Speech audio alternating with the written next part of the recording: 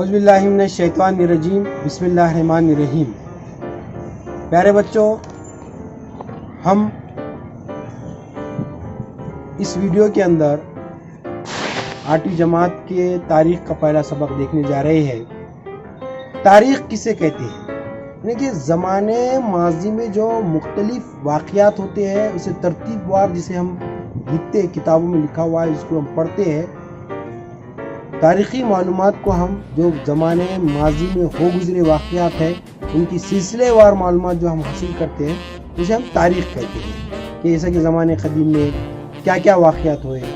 جیسے کہ ہم ایگزامپل ہم دیکھیں گے، ہمارا ملک بھارت 15 اگست 1947 کو آزاد ہوا۔ ملک کو آزاد کرانے کے لیے کن کن رہنماؤں نے قربانی دی، کیسی جدوجہد کرنی پڑی، برطانوی حکومت نے بھارتیوں پر کس طرح سے ظلم و ستم کیا، یہ ساری چیزوں کو ہم جو ہے تو تاریخی کتابوں میں پڑھتے ہیں، اسے ہم تاریخ کہیں گے۔ اب ہم دیکھیں گے کہ قدیم بھارت اور عہد وسطیٰ کے بھارت کی تاریخ کے ماغزوں کا مطالعہ ہم کر چکے ہیں پچھلی جماعت میں۔ ساتھی جماعت میں جو ہے ہم نے ان کے ماغزوں کے بارے میں جو ہے تو نشانیوں کے بارے میں جو ہے ہم نے معلومات حاصل کر سکے۔ اب ہم اس سبق کے اندر اور اس سال جو ہے تو ہم یہ کتاب کے اندر جو ہے تو جدید بھارت کی تاریخ کے ماغزوں کا مطالعہ کریں گے۔ یہ جدید بھارت کی جو تاریخ ہے اس کی جو ماغز ہے اس کے بارے میں جو ہے ہم مطالعہ کریں گے۔ یہ تاریخ کے ماغزوں میں طبعی، تحریری اور زبانی ماغز شامل ہے۔ کون کون سے ماغز شامل ہے؟ طبعی بھی ہے، تحریری بھی ہے اور زبانی بھی ہے۔ اس طرح جدید ٹیکنالوجی پر مبنی سمعی، بصری اور سمعی و بصری ماغز بھی شامل ہے۔ پیارے بچوں، آپ کے پہلے سبق کا نام ہے، تاریخ کے پہلے سبق کا نام ہے تاریخ کے ماخذ۔ آج ہم تاریخ کے ماخذ یہ سبق دیکھنے جا رہے ہیں۔ ماخذ کسے کہا جاتا ہے؟ اگر آپ میں سے کوئی جواب دے سکتا ہے تو کامنٹس میں لکھ کر بتائیے کہ ماخذ کسے کہا جاتا ہے۔ ماخذ یعنی نشانیاں۔ اب ہم دیکھیں گے کہ تاریخ کے ماخذ کے اندر جو آپ کا سب سے پہلا پوائنٹ ہے، پہلا نکات ہے، وہ ہے طبعی ماخذ۔ اب یہ دیکھیں گے ہم کہ طبعی ماخذ کسے کہا جاتا ہے۔ تاریخ کے طبعی ماخذ میں مختلف اشیاء، عمارتوں، سکوں، مجسموں، مہروں وغیرہ کو شامل کر سکتے ہیں۔ ہاں، ذہن نشین کیجئے۔ اب ہم طبعی ماخذ میں کیا کیا لیں گے؟ دیکھو، آپ نے عمارتیں دیکھی ہے، پرانی جو تاریخی عمارتیں رہتی ہے، جیسا کہ آپ نے تاج محل دیکھا اور اپنے بی بی کا مقبرہ دیکھا۔ اس طرح سے پرانی عمارتیں آپ نے دیکھی ہوں گی، یا آپ کے گھر پر آپ کے دادا جان کے پاس، پردادا کے پاس، یا کسی کوئی بہت پرانے لوگ ہیں ان کے پاس جو پرانے سکے ہوتے تھے، قدیم زمانے کی سکے، مہرے وغیرہ، ان ساری چیزوں کو طبعی ماخذ کہا جاتا ہے۔ نیکسٹ، عمارتیں اور تعمیرات۔ اب عمارتیں اور تعمیرات، عمارتیں جو قدیم زمانے میں جو عمارتیں بنائی گئی تھی، ان کی تعمیرات کس طرح کی گئی تھی، یہ سارے طبعی ماخذ کہلاتے ہیں۔ جدید بھارت کی تاریخ کا عہد یورپی بالخصوص برطانوی حکومت اور دیسی ریاستوں کا دور تسلیم کیا جاتا ہے۔ اس دور میں مختلف عمارتیں، پل، سڑکیں، پانی کی سبیلیں، فوارے وغیرہ تعمیر کیے گئے۔ ہاں دیکھیے بچوں، وہ جو دور تھا، برطانوی جو دور تھا، اس کے بعد جو ہے تو اس کے بعد جو ہمارا جو قدیم دور تھا، بادشاہوں کا، راجاؤں کا، مہاراجاؤں کا، یا پھر اس کے پہلے ہم چلے جائیں گے وہ دور تھا، تو وہ دور میں جتنی عمارتیں بنی ہوئی ہے، وہ دور کی جتنی بھی پل، سڑکیں وغیرہ کی جو نشانیاں ہمیں ملتی ہے، ان ساری نشانیوں کو ہم طبعی ماخذ کہیں گے۔ ان عمارتوں میں کیا کیا ملیں گا آپ کو؟ ان عمارتوں میں ملیں گے آپ کو انتظامی دفاتر، افسران، رہنماؤں اور انقلابیوں کی رہائش گاہیں، دیسی ریاستوں کے حکمران کے محلات، راجواڑے، قلعے، جیل جیسی عمارتیں شامل ہیں۔ ان عمارت میں سے کئی عمارتیں آج بھی اچھی حالت میں نظر آتی ہیں. ہاں، یہ جو قدیم زمانے کی جو عمارتیں آج بھی ہم اگر دیکھنے جائیں گے تو بہت ساری عمارتیں جو ایسی ہیں جو آج بھی اچھی حالت میں ہم سب کو نظر آتی ہیں. ہاں، بعض عمارتوں کو قومی یادگار قرار دیا گیا ہے، جبکہ کچھ عمارتوں کو عجائب گھر بنا دیا گیا ہے. اب کچھ عمارتوں کو کیا کیا گیا ہے کہ قومی یادگار جو ہے تو بنا دیا گیا، اور بہت ساری عمارتیں ایسی بھی ہیں جن کو عجائب گھر بنا دیا گیا ہے. مثلا انڈمان میں سیلولر جیل. ان تعمیرات کو دیکھنے کے بعد ہمیں اس دور کی تاریخ، فن تعمیر، عمارت کی نوعیت سے اس زمانے کی معاشی خوشحالی کے بارے میں معلومات حاصل ہوتی ہے. ہاں، اس زمانے کی معاشی حالت کے بارے میں جو ہے تو ان عمارتوں کو دیکھ کر، ان فن تعمیر کو دیکھ کر، ان تاریخی چیزوں کو دیکھ کر ہمیں اس زمانے کی معاشی خوشحالی کے بارے میں بھی جو ہے تو معلومات ملتی ہے. جیسا انڈمان کی سیلولر جیل کی سیر کرنے پر سوتنتر ویر ساورکر کے انقلابی کاموں، اس کے بعد بمبئی کے منی بھون یا وردھا میں سیو گرام آشرم دیکھنے پر مہاتما گاندھی کے دور کی تاریخ معلوم ہوتی ہے. اب ہم جیسا کہ دیکھیں گے کہ ممبئی میں جو ہے تو منی بھون ہے، یا وردھا میں جو ہے تو سیوا گرام آشرم ہے. اس کے بعد یہ ساری چیزوں کو دیکھنے کے بعد ہمیں مہاتما گاندھی کی تاریخ کی معلومات ہوتی ہے. اب ہم دیکھیں گے عجائب گھر اور تاریخ. عجائب گھر اور تاریخ. اب عجائب گھر کی کیا تاریخ ہے؟ ان عجائب گھروں کو دیکھ کر ہمیں ایک تاریخ معلوم ہوتی ہے. جیسا کہ ہم دیکھیں گے کہ عجائب گھروں میں مختلف اشیاء، تصاویر، فوٹو وغیرہ محفوظ رکھے جاتے ہیں. اب بہت سارے ہندوستان میں، ہمارے بھارت میں بہت سارے عجائب گھر ہیں. اس کے اندر اکثر کیا ہوتا ہے، اس کے اندر جو ہے تو پرانی تصویریں، فوٹو وغیرہ کو جو ہے تو محفوظ کر کے رکھا جاتا ہے، جن سے تاریخ کا مطالعہ کرنے میں مدد ملتی ہے. اب ہم دیکھیں گے ہمارے مہاراشٹر میں پونا کے آغا خان پیلیس. یہ جو تصویر آپ کو نظر آ رہی ہے، پونا کے آغا خان پیلیس میں گاندھی میموریل میوزیم میں مہاتما گاندھی کے استعمال کی کئی چیزیں اور کاغذات دیکھنے کو ملتے ہیں. اب یہ اپنے مہاراشٹر کے پونا ضلع میں یہ آپ کو جو تصویر نظر آ رہی ہے تو یہ ہے آغا خان پیلیس. کیا ہے یہ؟ آغا خان پیلیس. یہ کہاں پر ہے؟ پونا میں ہے. اس میں جو ہے تو بہت ساری پرانی تصویریں، فوٹو وغیرہ ہے، اور ان ساری چیزوں کو دیکھنے کے بعد ہمیں مہاتما گاندھی کے استعمال کی کئی چیزیں اور کاغذات ہم کو جو ہے یہاں پر اس عجائب گھر میں جو ہے تو آغا خان پیلیس میں جو ہے ہمیں دیکھنے کو ملتی ہے. اس کے بعد ہم دیکھیں گے مجسمے اور یادگاریں. آزادی سے قبل اور آزادی کے بعد کے عہد میں کئی شخصیات کی یادگاریں مجسمے کی شکل میں قائم کی گئی ہے. یہ مجسمے بھی جدید بھارت کی تاریخ کے مطالعے کے نقطہ نظر سے اہمیت کے حامل ہے. مختلف مجسموں کے ذریعے اس زمانے کے حکمرانوں اور سماج کے محترم افراد کے بارے میں معلومات حاصل ہوتی ہے. جس شخص کا مجسمہ ہے، اس کا پورا نام، ولادت اور وفات کی تاریخ، اس کے کاموں کا مختصراً احوال، حالات زندگی کی معلومات ایک تختی پر تحریر ہوتی ہے.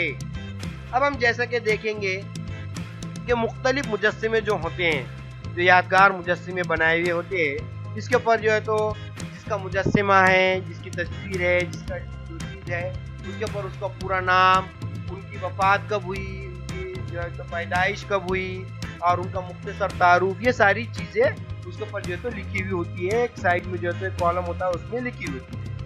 جیسا کہ ہم دیکھیں گے کہ مہاتما جوتی راؤ پھولے، لوکمانیہ تلک، ڈاکٹر بابا صاحب امبیڈکر کے مجسموں کی طرح مختلف واقعات کی یاد میں تعمیر کی گئی یادگاریں بھی متعلقہ واقعے کا زمانہ، اس واقعے سے جڑے ہوئے افراد وغیرہ کی معلومات فراہم کرتی ہے۔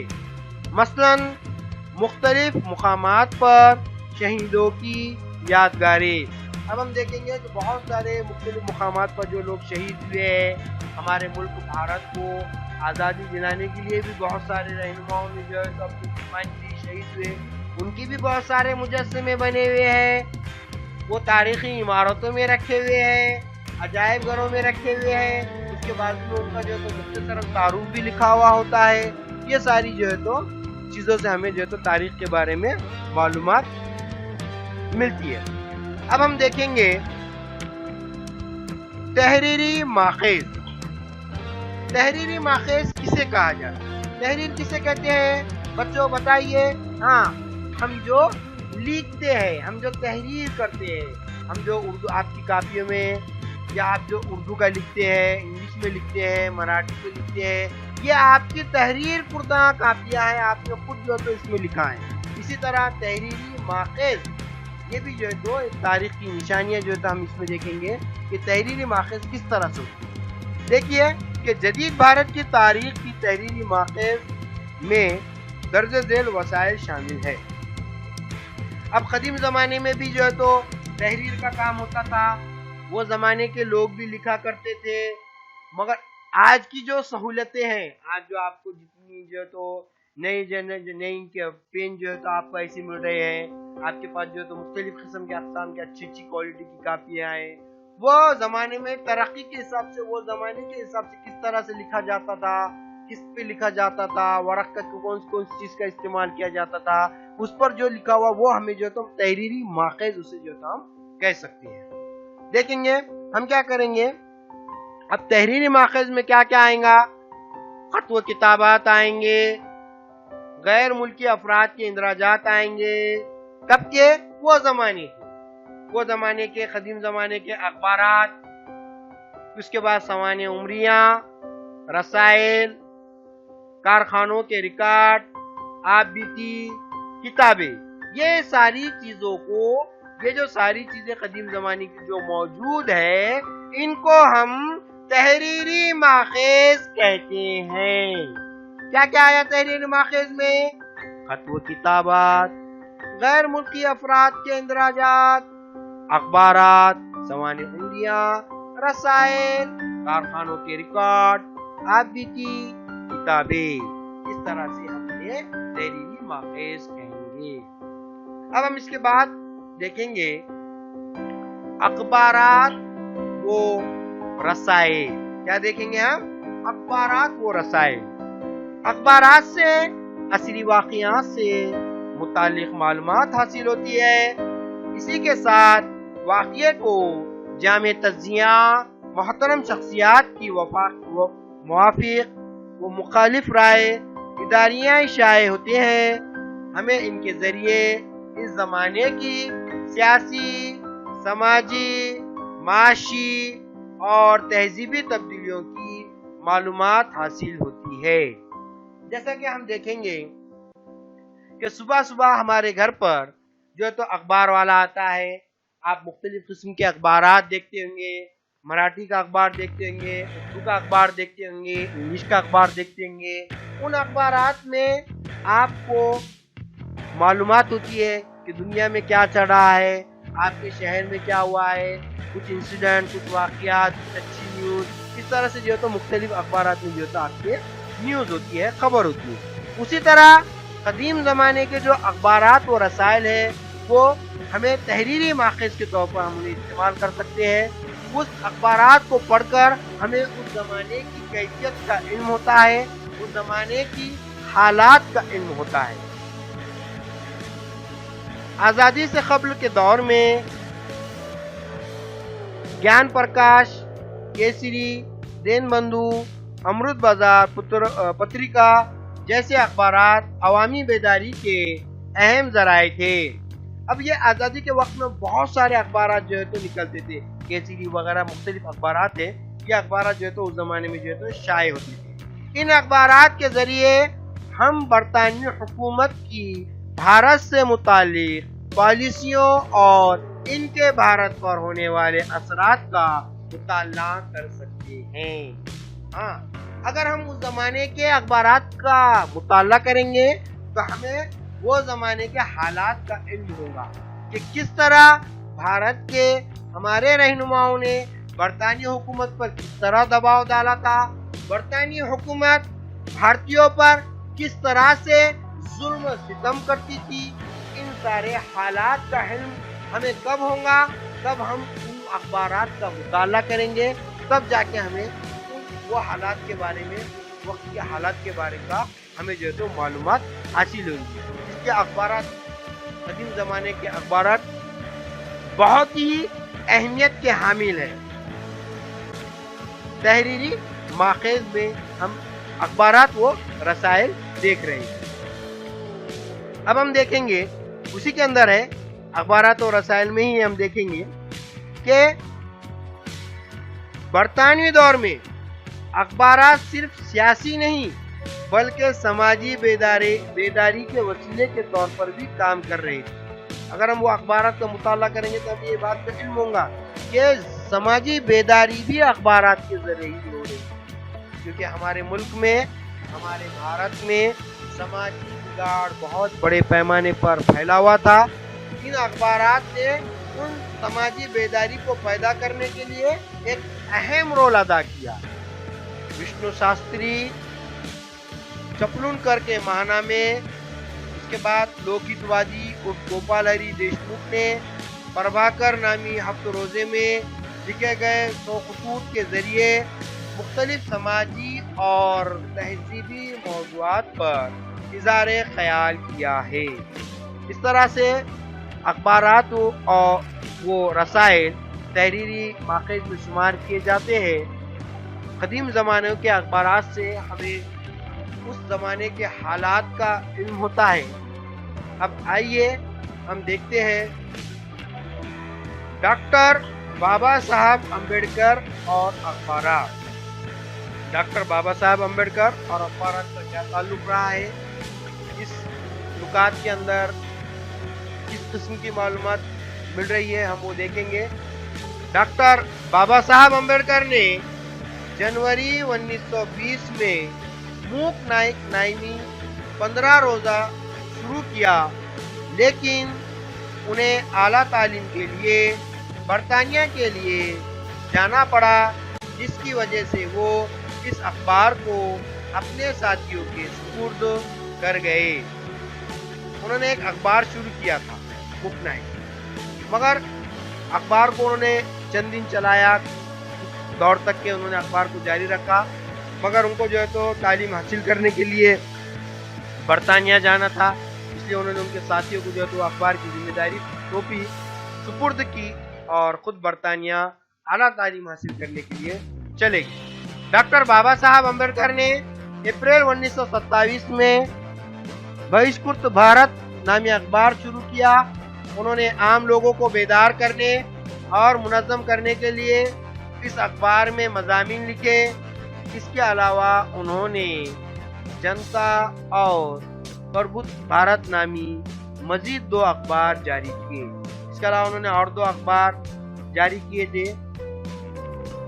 اس طرح ڈاکٹر بابا صاحب امبیڈکر نے اس زمانے میں مختلف اخبارات جاری کیے۔ ان اخبارات کے ذریعے ہمارے ملک میں سماجی بیداری پیدا کرنا، اسی کے طرح ملک کو آزاد کرانے کے لیے کوشش کرنا، برطانیہ حکومت کے بھارتیوں پر ہونے والے ظلم و ستم کو لوگوں تک اخبار کے ذریعے پہنچانا، اس طرح کا کام ڈاکٹر بابا صاحب امبیڈکر نے اخبارات کے ذریعے کیا ہے۔ اب ہم دیکھیں گے نقشے اور خاکے۔ یہ بھی جو ہے تو اس میں بھی جو ہے تو ہمیں تاریخ کا علم ہوتا ہے کہ دور قدیم کے نقشوں اور خاکوں کے ذریعے ہم اس دور کی تعلیمی تعلیم کس طرح سے حاصل کرتے تھے، کس طرح سے نقشے بناتے تھے، کس طرح سے خاکے بناتے تھے، کیسا جو ہے تو اس ٹائم جو ہے تو نقشوں کے ذریعے جو ہے تو جنگیں ہوتی تھی. ان ساری چیزوں کا علم جو ہے تو ہمیں نقشے اور خاکوں کے ذریعے ہوتا ہے. اب ہم دیکھیں گے کہ نقشے اور خاکوں میں کیا کہا گیا ہے. نقشے اور خاکوں میں جو ہے کون سی معلومات ہم حاصل کریں گے کہ نقشوں کو بھی تاریخ کا اہم ماخذ تسلیم کیا جاتا ہے. کیا ہے جو پرانے قدیم نقشے اسے بھی جو ہے تو تاریخ کا جو ہے اہم ماخذ سمجھا جاتا ہے. نقشوں کی وجہ سے ہم شہروں یا کسی مخصوص مقام کی تبدیل ہوتی نوعیت کا مطالعہ کر سکتے ہیں. برطانوی دور میں قائم شدہ ایک آزاد محکمہ سروے آف انڈیا نے بھارت کے مختلف صوبوں اور شہروں کا سائنٹیفک طریقے سے جائزہ لے کر نقشے تیار کیے ہیں. نقشوں کی طرح ماہر تعمیرات آرکیٹیکٹ کے تیار کردہ خاکے بھی فن عمارت سازی نیز کسی حصے کی ترقی کے مراحل کو سمجھنے کے نقطہ نظر سے اہمیت رکھتی ہے. یہ بہت زیادہ اہمیت رکھتے ہیں کہ کس طرح جو ہے تو نقشے بنائے جاتے تھے اور ان نقشوں پر جو ہے تو فن عمارت سازی بھی جو ہے کی جاتی تھی.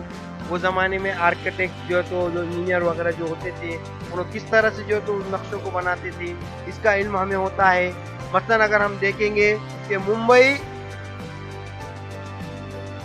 پورٹ ٹرسٹ کے پاس ممبئی بندرگاہ کے پہل تیار کردہ خاکے ہیں. آگے چل کر بندرگاہ کو ترقی دینے کے لیے ماہر تعمیرات اور انجینئروں کی تیار کردہ خاکوں کی مدد سے ممبئی شہر کی ترقی کی معلومات حاصل ہوتی ہے. اس طرح سے جو ہے تو تاریخ کا اہم ماخذ جو ہے تو نقشے اور خاکے ہے جن کی بہت اہمیت ہے.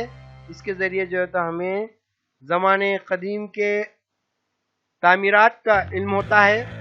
اب ہم اس کے بعد دیکھیں گے زبانی ماخذ. اب زبانی ماخذ کسے کہا جاتا ہے؟ ہم نے اس سے پہلے دیکھے تحریری ماخذ دیکھے، اس کے بعد ہم نے طبعی ماخذ دیکھے. اب ہم زبانی ماخذ یعنی زبانی ماخذ جو زبان سے بولا جاتا ہے، ادا کیا جاتا ہے. ہمارے داداؤں پر داداؤں سے جو باتیں ہم سنتے آتے ہیں وہی جو ہے تو ہمیں بھی جو ہے تو وہ باتیں ہمارے سامنے آتی ہے. اس طرح سے ہم زبانی ماخذ کہیں گے. یا پھر پرانے دور کے کچھ گیت وغیرہ ہے، وہاں کی جو تو پرانی رسم و رواج جو ابھی تک کے جو ہے تو چلتی آ رہی ہے وہ ہے تو ہم اسے زبانی ماخذ کہیں گے. جدید بھارت کی تاریخ کے زبانی ماخذوں میں درج ذیل وسائل شامل ہے. اب زبانی ماخذ میں کون کون سی چیزوں کو شامل کیا جا سکتا ہے، کون کون سی چیزیں زبانی ماخذ میں آتی ہے؟ تو سب سے پہلے ہم دیکھیں گے لوک گیت. وہ زمانے میں وہ پرانے قدیم زمانے میں جو لوک گیت ہوتے تھے وہ زبانی ماخذ کہلائیں گے. جوشیلے گیت. اس کے بعد ہم دیکھیں گے میلے جلسے. پھر اس کے بعد ہم دیکھیں گے مختلف انٹرویو، واقعات کا بیان، لوک کتھا، پواڑے. یہ پرانے قدیم جتنی بھی چیزیں ہیں یہ ساری چیزیں جو ہے تو ہم یہ جو تو ان ساری چیزوں کو ہم زبانی ماخذ میں شامل کریں گے. اب جیسا کہ ہم دیکھتے ہیں کہ مختلف ہمارے بھارت میں مختلف سماج کے لوگ رہتے ہیں، مختلف مذاہب کے ماننے والے لوگ رہتے ہیں، مختلف سنسکرتی ہمارے بھارت کی جو ہے تو جو تہذیب ہے یہ بہت قدیم تہذیب ہے. اسی طرح ہم دیکھیں گے جیسے کہ ایک مثال کے طور پر میں آپ کو بتاتا ہوں جیسے کہ آدیواسی لوگ ہیں ان کے جو تو پرانے گیت وغیرہ جو ہے تو آج تک بھی وہ گیت چلتے ہیں. ان کی شادیوں میں ان کے مختلف جو ہے تو تقریبات میں جو ہے تو وہ گیت کو جو تو وہ پڑھتے ہیں. اسے ہم کیا کہیں گے؟ زبانی ماخذ. اب ہم دیکھیں گے نیکسٹ دیکھیں گے ہم جوشیلے گیت. تحریک آزادی کے دور میں کئی جوشیلے گیت لکھے گئے. ان میں سے کئی گیت آج تحریری شکل میں موجود ہیں.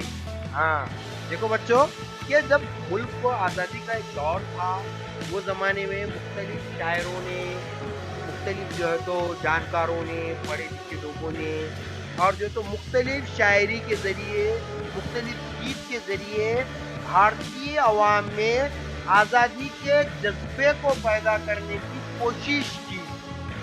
وہ جوشیلے گیت آج بھی جو ہے تو موجود ہیں۔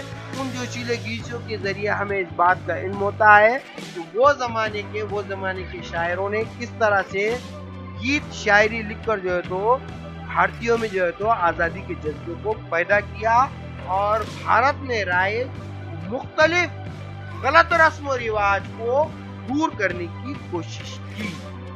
ان میں سے کئی گیت آج تحریری شکل میں موجود ہیں، لیکن کئی غیر مطبوعہ جوشیلے گیت مجاہدین آزادی کو زبانی یاد ہے۔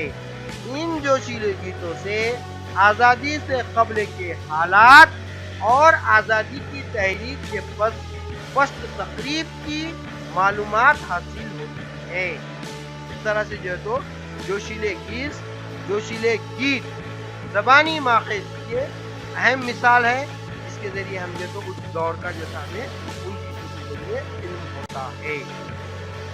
اب اس کے بعد ہم دیکھیں گے پواڑے کے ذریعے تاریخی واقعات نیز کسی فرد کے کاموں کے بارے میں معلومات حاصل ہوتی ہے۔ برطانوی دور میں 1857 کی جنگ آزادی مختلف انقلابیوں کے دلیرانہ کارناموں پر مبنی پواڑے لکھے گئے۔ لوگوں میں تحریک اور حوصلہ بیدار کرنے کے لیے ان پواڑوں کا استعمال کیا جاتا تھا۔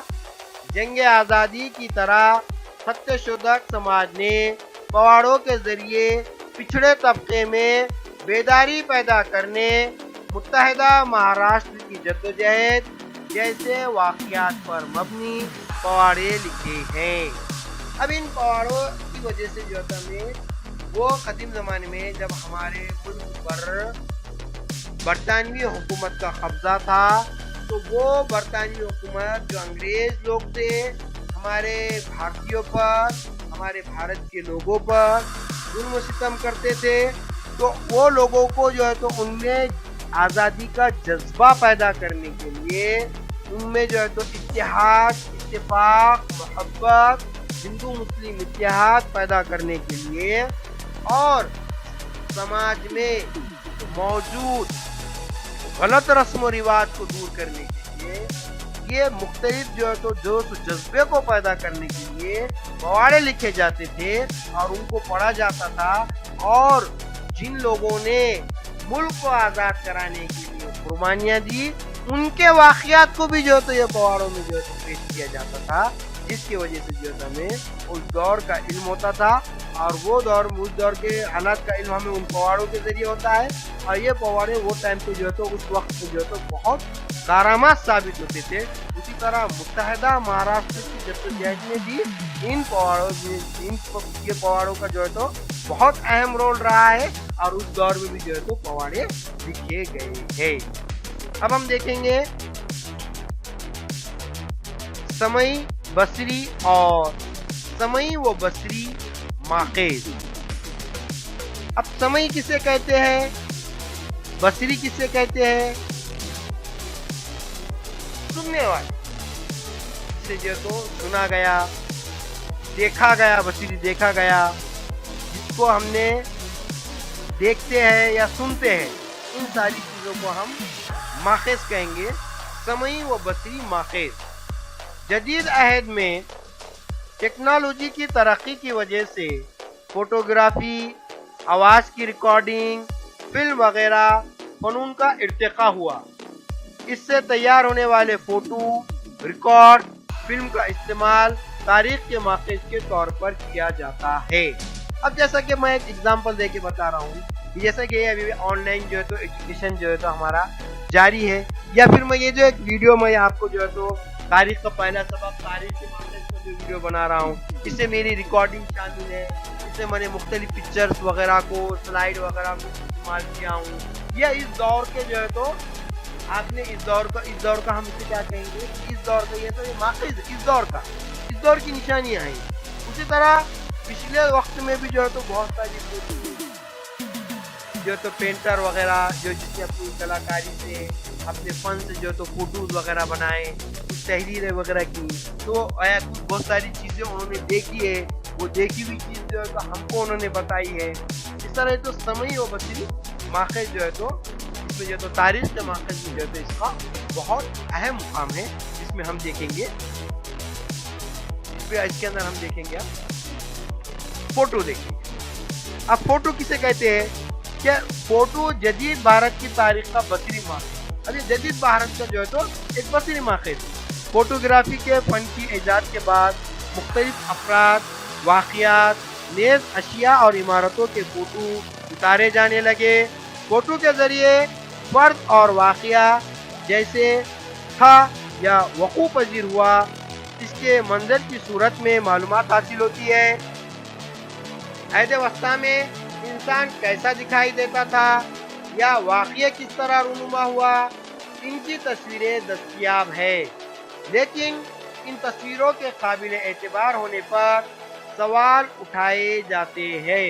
हाँ, ये बात ज़रूरी है कि वो काबिल एतबार है या नहीं है, इसके ऊपर जो है तो सवालात उठाए जाते हैं। इनके मुकाबले में फ़ोटो निहायत काबिल एतबार तस्लीम किए जाते हैं। इंसान के फ़ोटो से पता चलता है कि वो कैसा दिखाई देता था और इसका पहनावा कैसा था। किसी वाक़ये के फ़ोटो से वो वाक़या आंखों के सामने आ जाता है। इसी तरह इमारतों या अशिया के फ़ोटो से इसकी शक्ल व सूरत समझ में आती है। अब हम देखेंगे कि क़दीम फनकारी में हम देखेंगे कि बहुत सारे तस्वीर जो है तो हम देखेंगे, उन तस्वीर के ज़रिए हमें वो ज़माने की तारीख़ का इल्म होता है। अगर वो ज़माने की हम देखेंगे, फॉर एग्ज़ाम्पल हम देखेंगे कि कोई अगर वो क़दीम ज़माने के हम एक बड़ी ख़वातीन की फ़ोटो देखेंगे तो वो बनी हुई पुरानी फ़ोटो अगर क़दीम फ़ोटो है तो वो पानी वगैरह लेने को जा रही है, तो वो ज़माने में कैसा ख़वातीन का पहरावा कैसा था, मर्द का पहरावा कैसा था, बच्चों का पहरावा कैसा था। घर की तस्वीर देखेंगे तो उस टाइम घर किस तरह से बनाए जाते थे, घर का आंगन किस तरह होता था, बच्चे कौन से खेल खेलते थे, खाने में वो कौन सी अशिया के इस्तेमाल करते थे। इस तरह सारी चीज़ों का इल्म हमें जो तो फोटो के जरिए जो तो फन के जरिए होता है। अब हम देखेंगे रिकॉर्ड्स के बारे में हम देखेंगे। फोटोग्राफी के फन की तरह आवाज़ को रिकॉर्ड करने के आलात की ईजाद भी अहम है। अब जैसा कि मैं आपको ये वीडियो मैंने बनाया हूँ, इसमें मैं रिकॉर्डिंग कर रहा हूँ, आपके समझ में आया। ये रिकॉर्डिंग किया हुआ भी जो है तो आपके जदीद दौर का जो है तो रिकॉर्डिंग का जो है तो एक आलात का इस्तेमाल करके मैं अपनी जो है तो रिकॉर्डिंग को जो है तो कर रहा हूँ और आपको जो है तो ये सबक पढ़ा रहा हूँ। इसी तरह रिकॉर्ड तारीख के समई माखज़ है। मौजूदा अहद के लीडरों या अहम अफराद की तकरीरें गीत रिकॉर्ड की शक्ल में दस्तयाब है। अब हम देखेंगे कि मौजूदा ज़माने की जो है तो रहनुमाओं की तकरीरें, पॉलिटिशियन लोगों की तकरीरें, तुम्हारे असातिज़ाओं की तकरीरें, या तुमने स्कूल में जो है तो तकरीर मुकाबलों में हिस्सा लिया होगा, उसके रिकॉर्ड किए हुए जो है तो वॉइस रिकॉर्डिंग या उसके वीडियोस बनाए हुए, ये सारे जो है तो रिकॉर्ड के जरिए हमें रिकॉर्ड जो है हमें दस्तयाब आज के जदीद दौर में जो है हम ये सारी चीज़ें दस्तयाब है। इनका इस्तेमाल तारीख के माखज़ के तौर पर किया जा सकता है। अब इसका इस्तेमाल हम देखेंगे तो तारीख के माखज़ के तौर पर जो है इसका इस्तेमाल किया जाता है। जैसे कि हम देखेंगे कि आज़ादी के वक्त भी जो है तो या उसके बाद भी जो है तो बहुत सारे जो है तो हमारे रहनुमाओं की तकरीरें जो है तो रिकॉर्ड की शक्ल में हमको मिलेंगी। तो वो रिकॉर्ड की जो उन्होंने जो उनके जो है तो तकरीर क्या बात कही थी, वो जो है तो आज हमें उस चीज़ का इल्म होता है। तो इसलिए जो है तो तारीख के माखज़ के अंदर रिकॉर्ड भी जो है तो बहुत अहमियत का हमने जो हम रिकॉर्ड करते हैं, ये भी जो है तो बहुत अहम माखज़ है। मौजूदा अहद के लीडरों या अहम अफराद की तकरीरें गीत रिकॉर्ड की शक्ल में दस्तयाब है। इनका इस्तेमाल तारीख के माखज़ के तौर पर किया जा सकता है। मसलन खुद रविंद्रनाथ टैगोर का गाया हुआ राष्ट्रगीत जन गण मन या सुभाष चंद्र बोस की तकरीर का इस्तेमाल जदीद भारत की तारीख का मुताला करने के लिए समई माखज़ के तौर पर कर सकते हैं। अब हम देखेंगे फिल्म। अब मैं आपके सामने फिल्म का नाम ले रहा हूँ। ये स्लाइड पर जो है तो आपके फिल्म लिखा हुआ आया है, तो आपको क्या तस्वर होगा? फिल्म यानी पिक्चर। आप जो पिक्चर देखते हैं, आपने जो है तो घरों में आपके टीवी पर पिक्चर देखा होगा, सीरियल देखी होंगी, या आप कभी जो है तो सिनेमा थिएटर भी जो है तो पिक्चर देखने के लिए गए होंगे। ये तस्वुर आपके सामने नजर आया फिल्म। अब हम देखेंगे फिल्म के बारे में क्या कहा गया है, फिल्म क्या चीज है और तारीख के माखज़ में इसका किस तरह से शुमार किया जाता है। फिल्म को जदीद टेक्नोलॉजी की गैर मामूली एजाज तस्लीम किया जाता है। 20वीं सदी में फिल्म की तकनीक में बड़े पैमाने पर तरक्की हुई। दादा साहब फाल्के ने 1913 में भारत की फिल्मी दुनिया का आगाज किया। हाँ, आपको याद होना चाहिए, आपको ये ज़हननशीन होना चाहिए कि दादा साहब फाल्के ने 1913 में भारत की फिल्मी दुनिया का आगाज किया। भारत की जंग आज़ादी के तारीखी वाक़यात जैसे दांडी यात्रा, नमक का सत्याग्रह, भारत छोड़ो तहरीक के कैसेट दस्तयाब है। इन कैसेटों की वजह से वक़ूअ पज़ीर वाक़ये हमें छू का देखने को मिलता है। हाँ, देखिए बच्चों कि महात्मा गांधी ने जो दांडी यात्रा की थी, नमक का सत्याग्रह किया था, भारत छोड़ो तहरीक चलाई थी, इनका रिकॉर्ड हमें फिल्म की शक्ल में मिलता है, जिससे हमें वो जमाने का जो तो इल्म होता है।